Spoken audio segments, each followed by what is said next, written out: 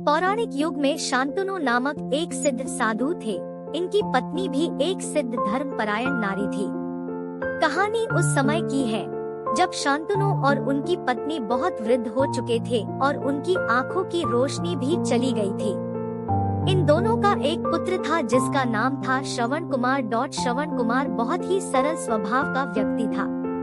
माता पिता के लिए उसके मन में बहुत प्रेम एवं श्रद्धा थी। वो दिन रात अपने माता पिता की सेवा करता था। अपने माता पिता का बच्चों की तरह लालन पालन करता था।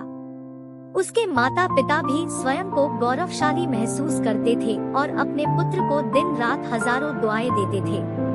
कई बार दोनों एक दूसरे से कहते कि हम कितने धन्य हैं कि हमें श्रवण जैसा मातृभक्त पुत्र मिला, जिसने स्वयं के बारे में ना सोचकर अपना पूरा जीवन वृद्ध नेत्रहीन माता पिता की सेवा में लगा दिया।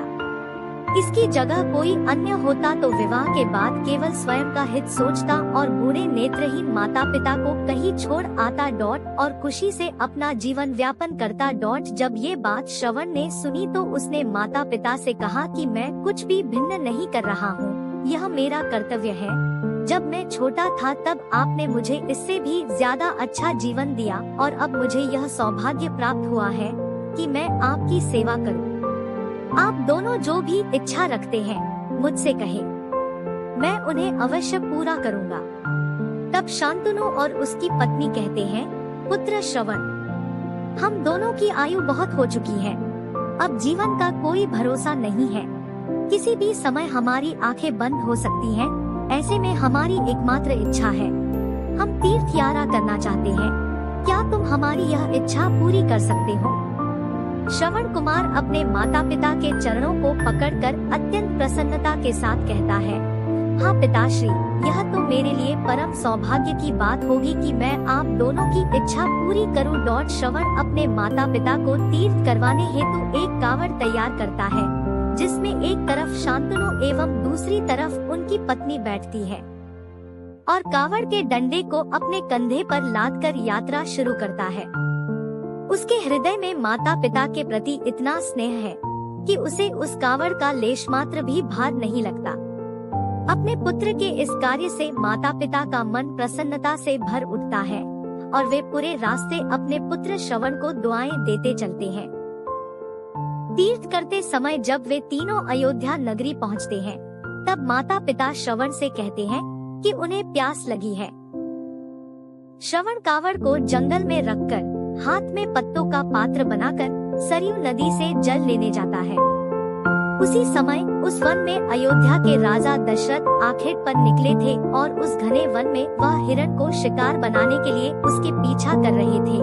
तभी उन्हें घने जंगल में झाड़ियों के पास सरयू नदी से पानी के हलचल की आवाज आती है।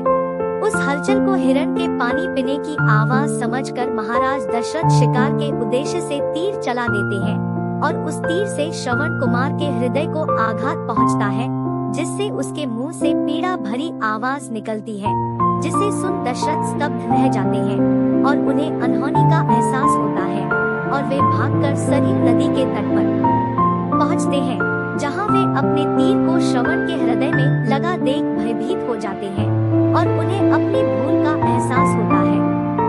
दशरथ श्रवण कुमार के समीप जाकर उससे क्षमा मांगते हैं। तब अंतिम सांस लेता श्रवण कुमार महाराज दशरथ को अपने वृद्ध नेत्रहीन माता पिता के बारे में बताता है और कहता है कि वे प्यासे हैं, उन्हें जाकर पानी पिला दो और उसके बाद उन्हें मेरे बारे में कहना। और इतना कहकर श्रवण कुमार मृत्यु को प्राप्त हो जाता है। भारी हृदय के साथ महाराज दशरथ श्रवण के माता पिता के पास पहुंचते हैं और उन्हें पानी पिलाते हैं। माता पिता आश्चर्य से पूछते हैं, उनका पुत्र कहाँ है? वे भले ही नेत्रहीन हो, पर वे दोनों अपने पुत्र को आहट से ही समझ लेते थे। माता पिता के प्रश्नों को सुन महाराज दशरथ उनके चरणों में गिर जाते हैं और बीती घटना को विस्तार से कहते हैं। पुत्र की मृत्यु की खबर सुनकर माता पिता रोने लगते हैं और दशरथ से उन्हें अपने पुत्र के पास ले जाने को कहते हैं। महाराज दशरथ कावड़ उठाकर दोनों माता पिता को श्रवण के शरीर के पास ले जाते हैं। माता पिता बहुत जोर जोर से विलाप करने लगते हैं। उनके विलाप को देख महाराज दशरथ को अत्यंत